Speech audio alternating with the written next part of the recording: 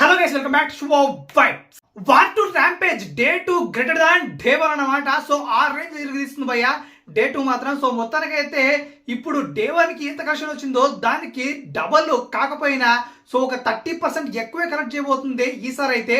So మొత్తానికి వచ్చిన talk ఏమో నెగిటివ్, బట్ వీళ్ళ కుమ్ముడేమో పాజిటివ్. సో మొత్తానికి అయితే ఇక్కడ ఇందులో చూసుకుంటే ఏకంగా 55 to 60% ఎక్కిపోయింది అనమాట. అంటే 30 కోట్లు వస్తాయి ఫస్ట్ డే. ఈ రోజు ఏకంగా సెకండ్ డే 70 నుంచి 80 crore గ్రాస్ వచ్చే అవకాశం పుష్కలంగా ఉంది. అసలు ఆ బుకింగ్ ర్యాంపేజ్, ఆ గ్రోత్ చూస్తుంటే ఇంకా 80 దాటిపోయినా ఇక ఆశ్చర్యపోనక్కర్లేదు. ఆ రేంజ్ లో ఉందన్నమాట అక్కడ కుమ్ముడైతే. బట్ ఇక తెలుగులో చూసుకుంటే ఇంకా ఆంధ్ర తెలంగాణ కొంచెం డిసప్పాయింటింగ్ గా ఉంది భయ్య. ఎందుకంటే మెయిన్ గా మనకి హిందీ సినిమాలు ఎక్కువ మన వాళ్ళకి.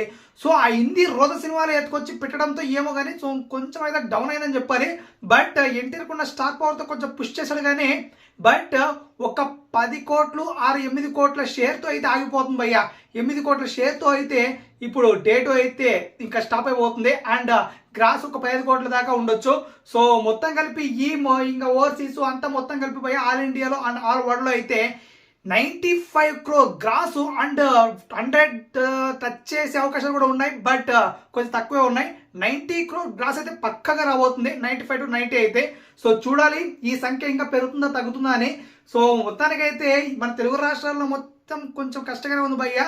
బికాస్ సబ్జెక్టే అలా ఉంది, మరి ఏం చేయాలో అర్థం కావట్లేదు ఇంకా. సో నాకు తెలిసినంత వరకు ఈ 4 రోజులు మాత్రమే పండగ ఉన్నట్లుంది.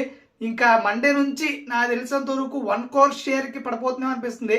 ఇంకా మండే నుంచి 1 crore షేర్ ఏపీటీజీ రావచ్చు భయ్య. అంతకు మించి అయితే ఎక్స్పెక్ట్ చేయట్లేదు.